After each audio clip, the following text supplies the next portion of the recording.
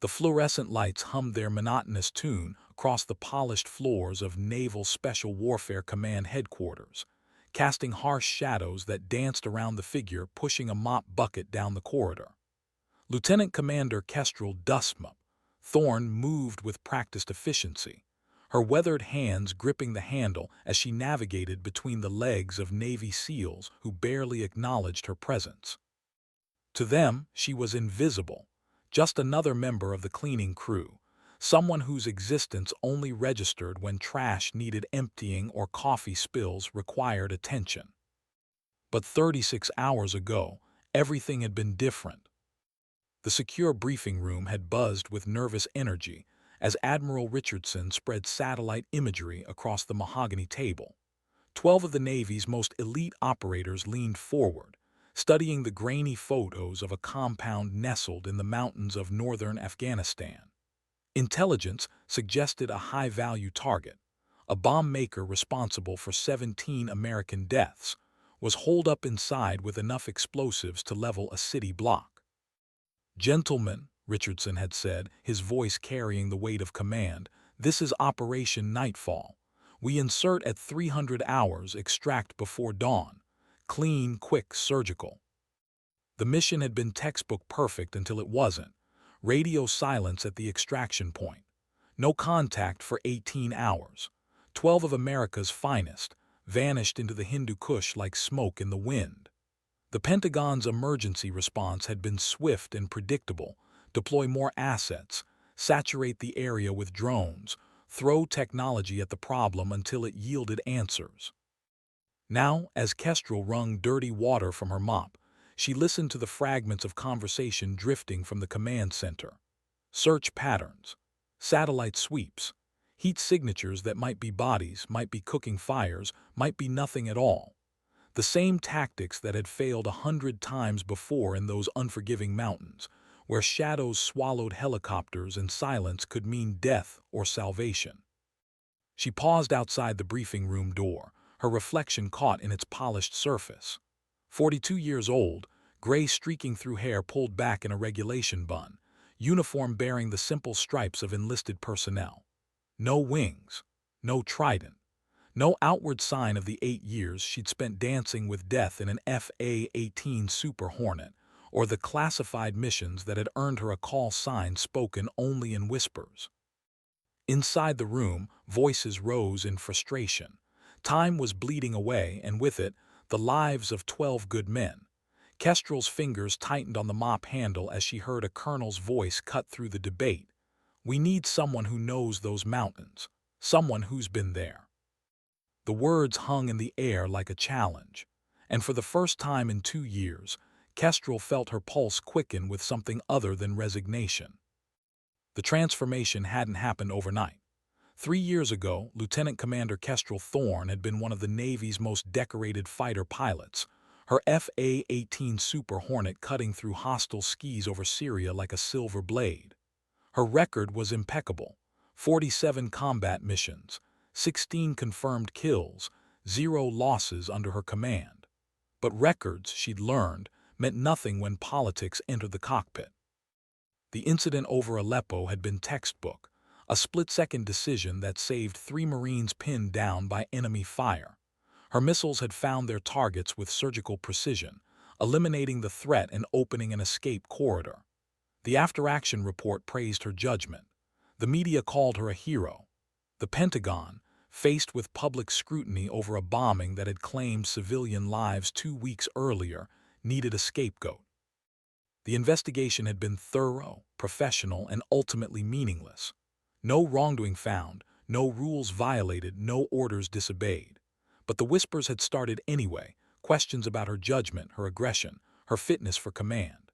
Male pilots with identical records flew on while Kestrel found herself shuffled to desk jobs, then training assignments, then finally here, mopping floors and emptying trash cans while the men she'd once flown beside treated her like furniture. She'd accepted the reassignment without protest, understanding the game better than most. The Navy needed good soldiers more than it needed good pilots, and if her service now meant ensuring these warriors had clean spaces to plan their missions, then she would excel at that too. But excellence, she discovered, was often indistinguishable from invisibility when you wore the wrong uniform. The command center had grown quieter as the day wore on, the initial burst of activity giving way to the grinding tension of a search with no leads. Kestrel moved through the spaces like a ghost, collecting intelligence in fragments, radio frequencies, patrol routes, the names of forward operating bases that might serve as staging areas. Information that seemed routine to those who spoke it, but which painted a clear picture for someone who understood the chess game of modern warfare. By 1800 hours, the mood had shifted from urgency to desperation. Satellite feeds showed nothing. Drone sweeps revealed empty valleys and abandoned villages. The missing seals had vanished as completely as if the mountains had swallowed them whole, leaving behind only questions and the slow burn of command failure. Kestrel was replacing trash bags in Admiral Richardson's office when she overheard the secure conference call that would change everything. Joint Chiefs on the line, Pentagon officials demanding updates, and beneath it all, the admission no one wanted to voice. They were running out of time and options. "Sir," came a voice she recognized as Major Phillips from Air Force Special Operations, "we've tasked every available asset. If they're alive, they're either underground or—" "Or what, Major?"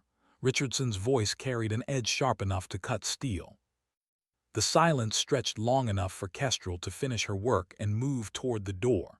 She was reaching for the handle when Phillips finally answered, "Or they're somewhere we haven't thought to look."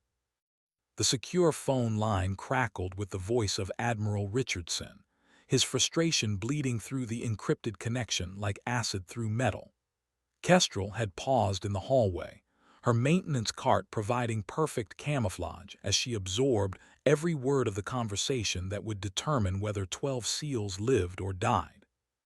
"Gentlemen, we are now at T+40 hours with zero contact," Richardson's voice cut through the static. "I have the Secretary of Defense breathing down my neck and families asking questions I can't answer. Someone give me options." The response came from Colonel Morrison at MacDill. "Sir, we've exhausted conventional search patterns. Every valley, every known cache site, every LZ within 50 clicks of the target. It's like they vanished into thin air." Kestrel knew better. Mountains didn't swallow people. They revealed the limits of those who tried to conquer them. She'd learned that lesson the hard way during her final deployment, when her Super Hornet had been the only asset capable of reaching a downed pilot in terrain that ground forces couldn't access and traditional SAR helicopters couldn't navigate. "What about human intelligence?"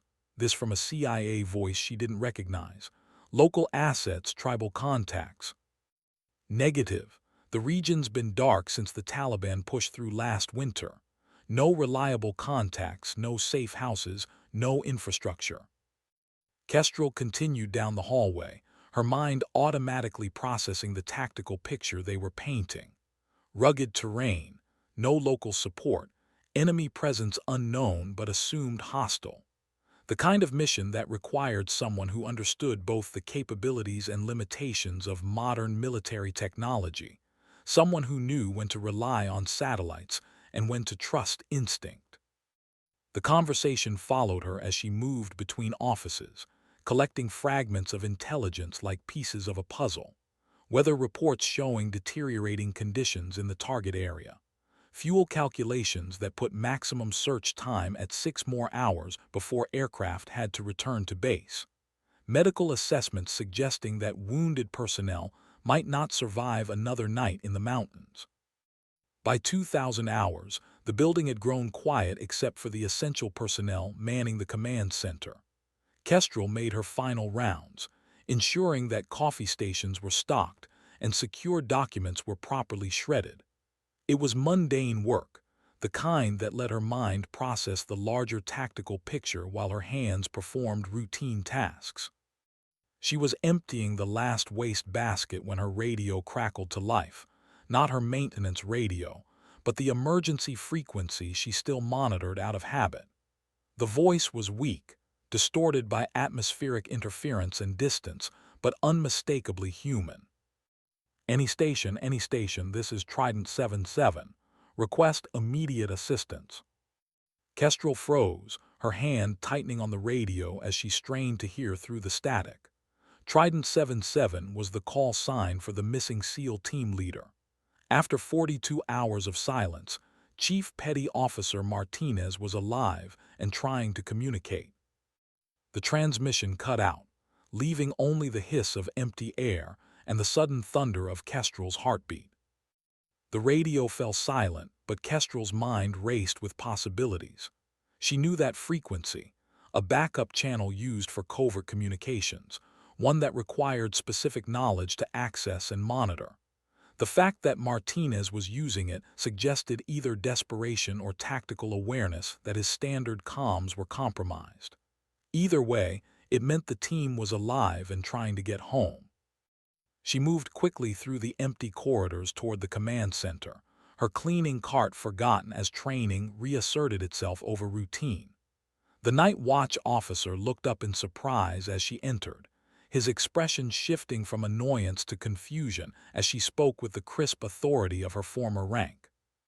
"Lieutenant Commander Thorne reporting emergency radio contact. I need to speak with Admiral Richardson immediately." "Ma'am, I'm not sure I understand." "Petty Officer Morrison, you have 12 missing SEALs and a radio transmission that came through 3 minutes ago on frequency 274.6. You can waste time asking questions, or you can get the Admiral on the line." The young sailor's fingers flew over his console, and within 60 seconds Richardson's voice filled the room with barely controlled tension. "This is Admiral Richardson. Talk to me." Kestrel keyed her radio, replaying the brief transmission that had cut through the static like a lifeline. The quality was poor, the signal weak, but the call sign was unmistakable. As the recording ended, silence stretched through the command center like a held breath. "Analysis." Richardson's voice carried new urgency. "Sir, the frequency suggests they have access to specialized equipment, either captured or cached. Signal strength indicates they're approximately 60 to 80 kilometers from their last known position, probably in elevated terrain to achieve line-of-sight transmission." "How do you know this, Commander?" The question hung in the air, and for a moment Kestrel felt the weight of 2 years' worth of invisible service pressing down on her shoulders. When she spoke, her voice carried the quiet confidence of someone who had navigated hostile skies and brought everyone home. "Because I've been there, sir. I know those mountains, and I know what it takes to survive in them." The silence that followed stretched long enough for her to wonder if she'd overplayed her hand. Then Richardson's voice cut through the tension with military precision. "Commander Thorne, report to my office immediately. And someone get me everything we have on that transmission, frequency analysis, signal strength, atmospheric conditions. Move." As the command center erupted into coordinated activity, Kestrel felt something she hadn't experienced in 2 years, the electric anticipation of a mission that mattered. The janitor was about to become a pilot again. Admiral Richardson's office smelled of coffee and leather, the walls lined with commendations and photographs that spoke of a career spent in service to something larger than himself. Kestrel stood at attention before his desk, her maintenance uniform a stark contrast to the polished brass and ceremonial swords that decorated the room. But when Richardson looked up from the files spread before him, his eyes held the calculating assessment of a commander evaluating an asset, not a superior dismissing a subordinate. "Commander Thorne," he said, his voice carefully neutral, "I've been reading your service record. 8 years flying Hornets, including classified missions I apparently don't have clearance to review. Squadron commander at 28, Navy Cross recipient, 47 combat missions without a single loss under your command." He paused, his fingers drumming against the desktop.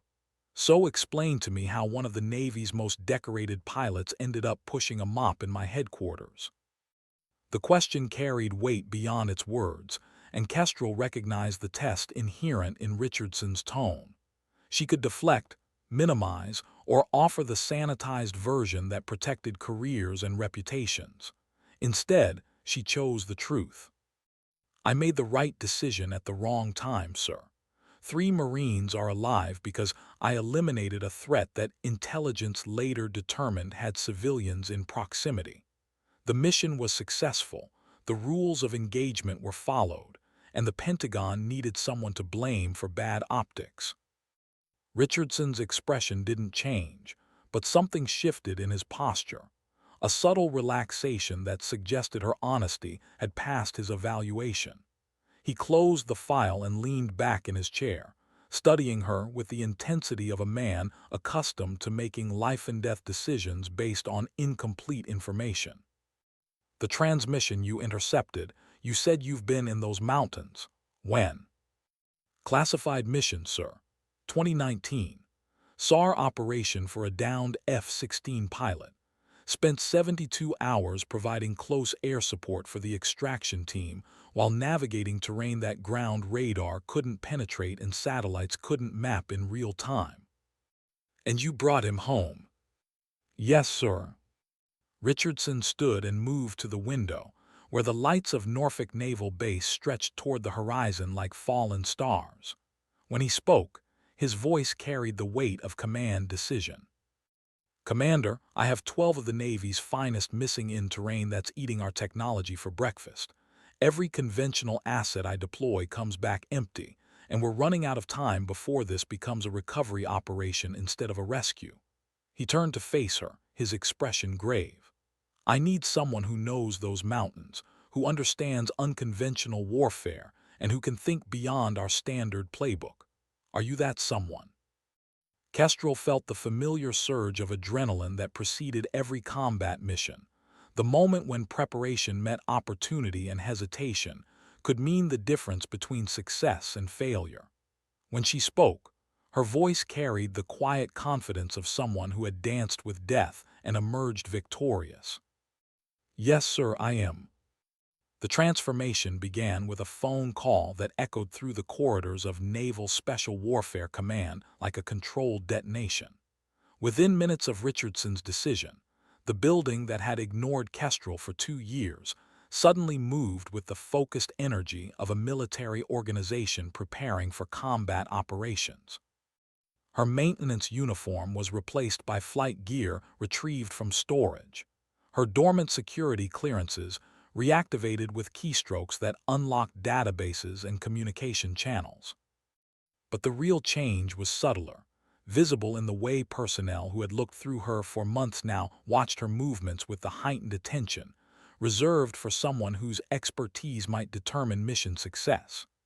The invisible janitor had become a critical asset overnight, and the psychological shift rippled through the command structure like shock waves from an explosion. Major Phillips arrived from MacDill Air Force Base within 3 hours, his transport touching down at Norfolk with the urgency of a man racing against time. Kestrel met him in the secure briefing room where satellite imagery covered every available surface, the familiar patterns of terrain analysis triggering muscle memory from 100 similar planning sessions. Commander Thorne, Phillips said, extending his hand with the professional respect of one warrior acknowledging another. I've heard remarkable things about your mountain flying. We need that expertise now more than ever. The tactical picture he presented was grim. 12 SEALs inserted for what should have been a routine direct action mission, vanished without explanation into terrain that had historically consumed military operations with mathematical precision. Search patterns designed by computers and executed by drones had yielded nothing but empty valleys and silent ridges. The problem, Phillips explained, spreading additional maps across the table, is that we're fighting the mountains with technology designed for open warfare. Every sensor we deploy, every satellite we task, every drone we launch, they're all optimized for desert conditions and conventional threats. Kestrel studied the topographical data, her pilot's eye automatically calculating flight paths and approach vectors, while her tactical mind processed the larger implications. The terrain was a maze of interconnected valleys and ridges that could hide an army, served by a weather pattern that changed hourly and communications that were subject to atmospheric interference that rendered most equipment unreliable. "Sir," she said, her finger tracing potential routes on the map, "we're not just fighting the mountains. We're fighting our own assumptions about how modern warfare works." Phillips nodded grimly. "Explain." "Every asset you've deployed operates on the assumption that technology can substitute for local knowledge and tactical intuition. But these mountains don't care about our satellites or our algorithms. They respond to pilots who understand that sometimes the only way through is to become part of the terrain instead of trying to conquer it." The room fell silent as the implications of her assessment settled over the assembled officers like a shroud. The briefing room gradually filled with personnel as word spread through the command structure that Operation Nightfall had entered a new phase. Kestrel found herself at the center of a planning session that would have been unimaginable 48 hours earlier, her voice carrying weight that transcended rank as she outlined approaches that couldn't be found in any manual. "The key," she explained, manipulating the digital map display with practiced ease, "is understanding that traditional search patterns assume the target wants to be found. But if Chief Martinez is using backup frequencies and maintaining radio discipline, it suggests they're evading pursuit as much as seeking rescue." Colonel Morrison leaned forward, his expression skeptical. "You're suggesting they're hiding from us." "I'm suggesting they're hiding from someone, and that someone might be monitoring our standard communication channels. If the team has gone dark deliberately, it means they've identified a threat that we haven't accounted for." The possibility hung in the air like smoke from a distant fire, carrying implications that none of them wanted to acknowledge. If the missing SEALs were avoiding rescue attempts, it suggested enemy presence or capabilities that intelligence had failed to identify. Admiral Richardson's voice cut through the tension with military precision.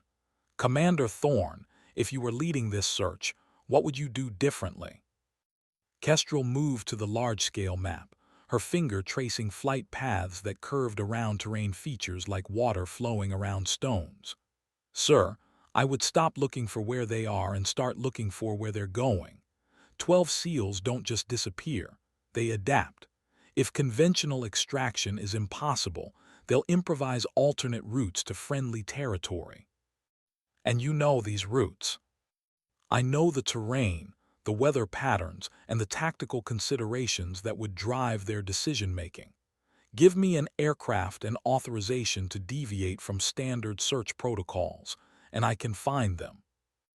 Richardson's expression remained neutral, but Kestrel could see the calculation in his eyes as he weighed the risks of unconventional tactics against the certainty of failure through conventional means. The silence stretched until it became almost unbearable, broken only by the distant hum of air conditioning and the soft whisper of papers being shuffled. Finally, the admiral spoke with the authority of a man accustomed to making decisions that shaped history. "Commander, you have a mission. Bring our people home." The words transformed the room from a planning session into a launch sequence, and Kestrel felt the familiar surge of adrenaline that preceded every combat operation. The invisible janitor was about to become a pilot again, and this time, 12 lives depended on her ability to read the silence between the mountains. The hangar at Norfolk Naval Air Station buzzed with the controlled chaos of aircraft preparation. Technicians swarming over a modified FA-18 Super Hornet like surgeons preparing for a critical operation. But this wasn't the sleek fighter Kestrel remembered from her combat days. This aircraft had been configured for reconnaissance and search and rescue operations, its weapons pylons replaced with electronic surveillance equipment and communication, arrays that could penetrate atmospheric interference. Chief Petty Officer Santos, the maintenance chief, briefed her on the modifications with the pride of a craftsman discussing his finest work. "She's been fitted with the latest signals intelligence package, Commander. can monitor 47 different frequencies simultaneously and triangulate transmissions with accuracy down to 50 meters. The belly pod contains thermal imaging equipment that can detect body heat through triple canopy forest, and the wing-mounted arrays can establish secure communication links with ground forces even in mountainous terrain. Kestrel ran her hands along the aircraft's fuselage, feeling the familiar thrill of connection between pilot and machine. The Super Hornet was more than transportation. It was an extension of her will, a tool precision-engineered to translate intention into action at speeds that made thought and execution indistinguishable. "Flight time to target area," she asked, already calculating fuel consumption and mission duration in the background of her consciousness. 2 hours, 15 minutes at cruising speed, Santos replied. "But given the terrain and search patterns you'll be flying, figure on 6 hours total mission time with 1 aerial refueling." The tactical briefing had identified 3 potential search areas based on Kestrel's analysis of terrain, weather, and probable SEAL movement patterns. Each represented a different theoretical approach the missing team might have taken: high-altitude routes that offered concealment, but exposed them to weather, valley floors that provided protection but limited mobility, or ridge lines that maximized visibility while increasing vulnerability to observation. Major Phillips approached as she completed her pre-flight inspection, his expression carrying the weight of a man who had spent 48 hours watching conventional tactics fail against unconventional problems. "Commander, I want you to know that this mission represents our best remaining option for bringing those men home alive. The Pentagon has authorized deviation from standard protocols, which means you have tactical flexibility that most pilots never see." Kestrel understood the implications behind his careful phrasing. Tactical flexibility meant she was authorized to make decisions that could violate international airspace, engage targets without explicit permission, or adopt search patterns that risked aircraft and crew for the possibility of mission success.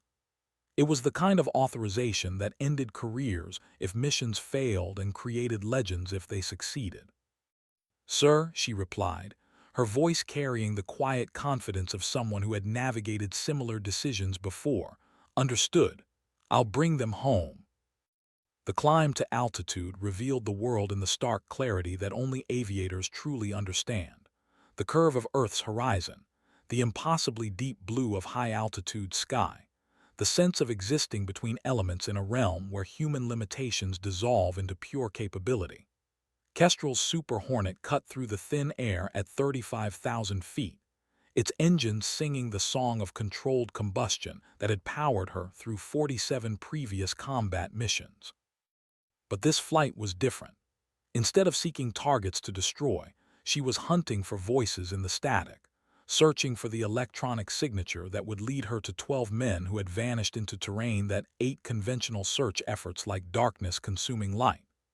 The modified sensor array painted a three-dimensional picture of the world below, electromagnetic energy creating maps more detailed than any satellite could provide. "Control, this is DustMap-1 approaching Search Area Alpha," she transmitted, using her call sign over open radio for the first time in 2 years. The words felt strange in her mouth, carrying weight from missions where that call sign had become synonymous with impossible rescues and tactical precision. "Roger, DustMap-1, you are cleared for search operations. All stations are monitoring your frequency." The first search area encompassed a valley system that conventional wisdom suggested the SEALs would avoid, too exposed to satellite observation, too linear for tactical flexibility, too obvious for professionals trained in evasion and survival. But Kestrel had learned to distrust conventional wisdom, particularly when it came from people who had never flown these mountains or understood how terrain could become either enemy or ally depending on how it was approached. She dropped to 15,000 feet, the aircraft responding to her touch like a thoroughbred racehorse eager to run. The sensor array began painting detailed pictures of the landscape below, thermal signatures that might be human or might be animals, electronic emissions that might be communication equipment or might be atmospheric interference, movement patterns that might indicate friendly forces or might represent threats. The mountains rose around her like ancient cathedrals, their peaks scraping the belly of her aircraft as she navigated through passes that commercial aviation would consider impassable. This was flying at its purest form, not the sterile precision of instrument navigation, but the organic dance between pilot and terrain that separated true aviators from operators of flying machines. Any station, any station. This is Trident 77 requesting immediate assistance. The transmission cut through the static like a blade through silk, weak and distorted but unmistakably human. Kestrel's finger stabbed at the direction-finding controls, her sensors painting a vector that pointed toward a ridge line 30 kilometers to the southwest, terrain so rugged that ground forces would need days to reach it, and conventional helicopters couldn't operate in the atmospheric conditions. Trident 77, this is Dustmap 1. I have your transmission. State your condition and location. The silence that followed stretched long enough for doubt to creep into her confidence. Then Chief Martinez's voice emerged from the static, carrying exhaustion and relief in equal measure. Dustmap 1, this is 77. 12 souls on board, 2 walking wounded, no enemy contact for 6 hours. We are at the southern approach to grid reference 7749er, unable to reach extraction point due to avalanche conditions. Kestrel's mind processed the tactical picture with computer-like efficiency. The grid reference placed them in terrain that was accessible only by helicopter, but weather reports showed wind conditions that would challenge even the most experienced SAR pilots. Standard protocol would require waiting for improved conditions, time that wounded personnel might not have. But standard protocol hadn't been working. 7-7, understand you have wounded personnel and are blocked by avalanche. Can you move to alternate LZ? Negative, Dustmap 1. We have exhausted our mobility options. Request immediate extraction or medical supply drop. The request hung in the air like a challenge to everything Kestrel had learned about risk assessment and mission parameters. Medical supply drops required precise delivery to avoid detection.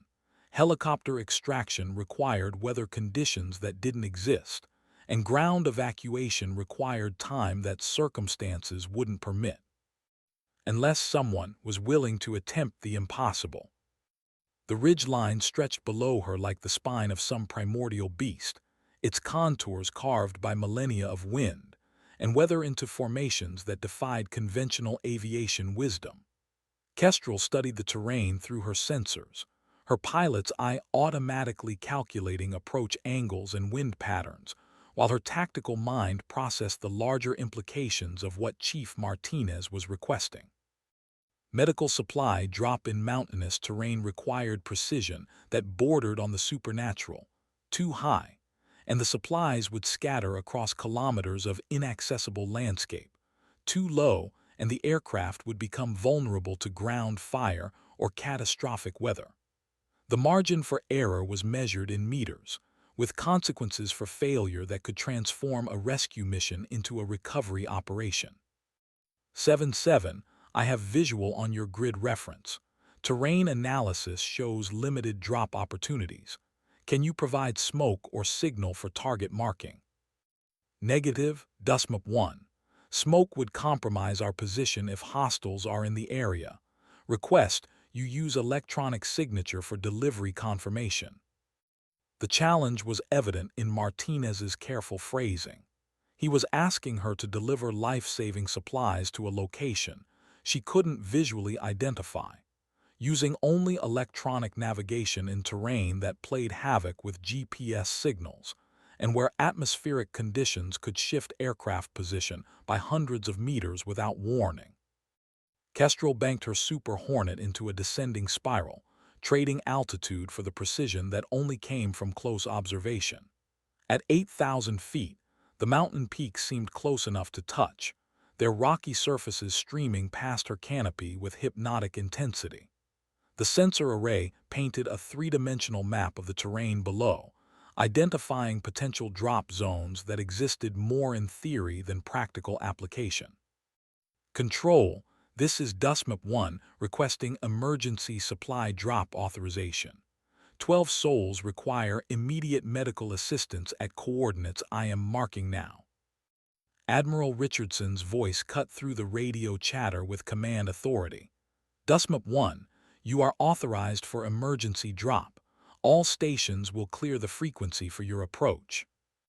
The silence that followed was filled with the kind of tension that accompanies high-stakes aviation. The moment when technical capability meets human limitation and success depends on factors that can't be measured by instruments or predicted by computers. Kestrel aligned her aircraft with the approach vector, her hands steady on the controls as she began the descent that would either save 12 lives or add her own to the casualty list. The medical supplies were configured in a single container, designed to deploy at precisely the right moment and survive impact with terrain that could crush conventional equipment. Success required not just precision flying, but the kind of intuitive understanding of aircraft performance that separated competent pilots from legends. At 3,000 feet above the ridge line, Kestrel could see the avalanche zone that had trapped the SEAL team, a massive field of displaced snow and debris that had transformed a navigable valley into an impassable obstacle course. The team's position was invisible to conventional observation, marked only by the electronic signature of their emergency beacon and the faith that 12 years of military training had taught her to place in fellow warriors. 7-7, DUSMIP-1 beginning approach run. Prepare to copy drop coordinates on my mark. Roger. DUSMIP-1, standing by. The approach required flying closer to the mountainside than any sane pilot would attempt, her aircraft's wingtip clearing rocky outcroppings by margins measured in feet rather than the comfortable hundreds of meters that characterized normal operations. But normal operations hadn't been working, and desperation had a way of expanding the definition of possible. At the critical moment, a point in space and time that existed for perhaps 2 seconds, Kestrel released the medical supplies and pulled her aircraft into a climbing turn that stressed both machine and pilot to their operational limits. The container fell toward the ridge line like a prayer made tangible, its trajectory calculated not by computers, but by the accumulated experience of someone who understood that sometimes salvation required accepting risks that rational analysis would reject. DUSMIP-1, this is 7-7. Package delivered on target, outstanding flying. The words carried more than professional acknowledgement. They carried the recognition that what had just occurred transcended routine military operations and entered the realm of aviation artistry. Chief Martinez and his team would live because someone had been willing to attempt what training manuals would classify as inadvisable and what most pilots would consider impossible.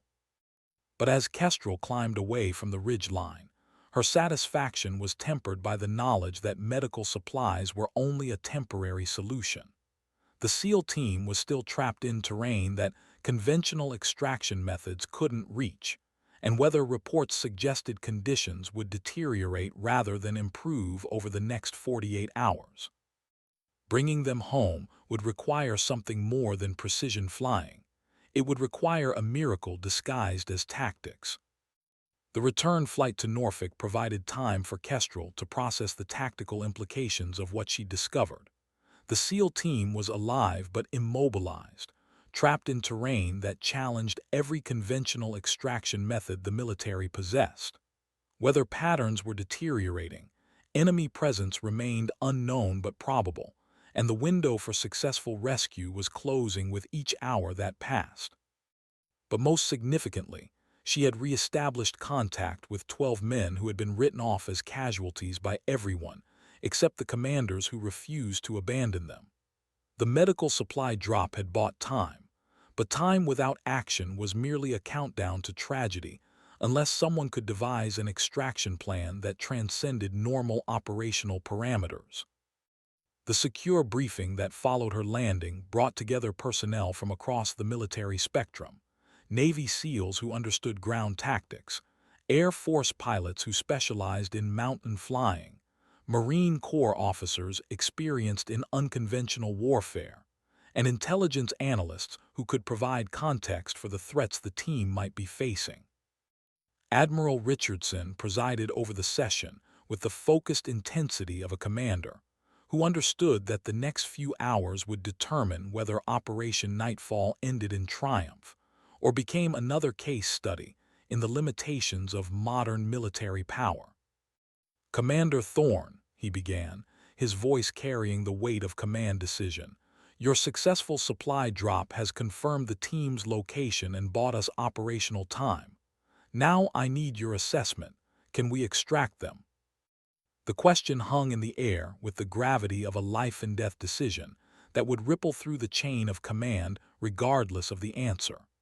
Kestrel stood before the assembled officers, her flight suit still bearing the creases from the mission that had transformed her from invisible janitor to critical asset in the span of hours.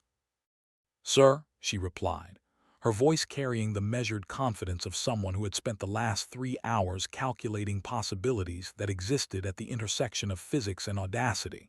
"Conventional extraction methods won't work. The terrain is too rugged for standard helicopters.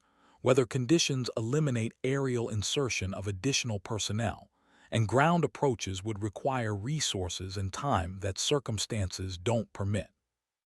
But Richardson's single word carried the expectation that competent officers didn't present problems without solutions. "But unconventional methods might be possible if we're willing to accept risks that training manuals would classify as unacceptable, and if we have personnel capable of executing plans that exist outside normal operational parameters."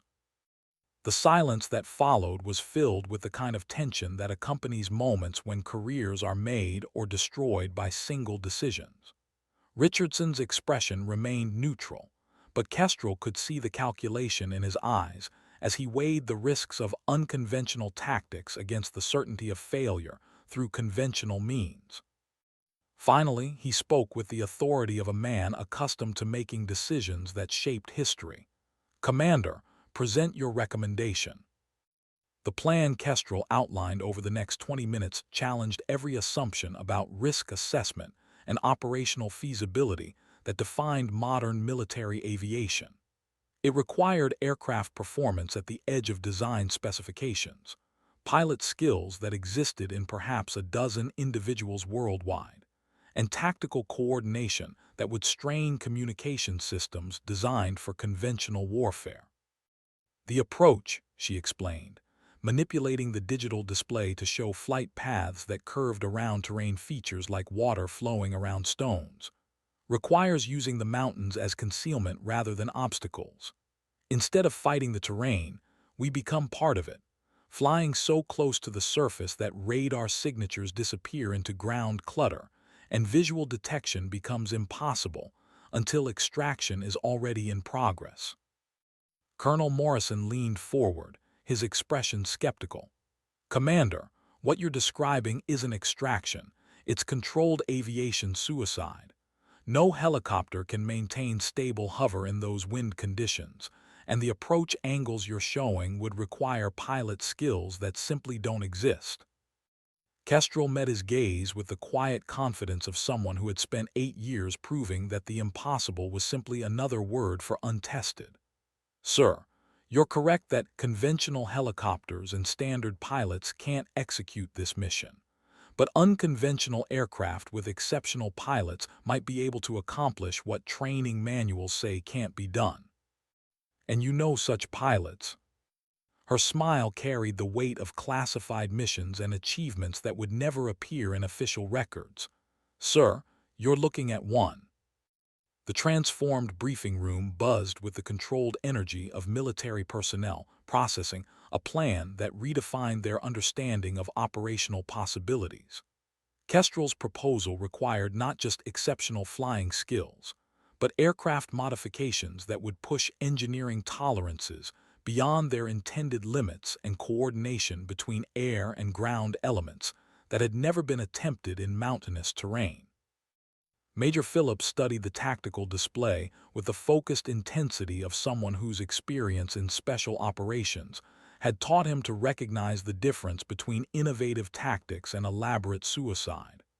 Commander, even if we accept that the flying portion of this mission is technically possible, you're asking us to position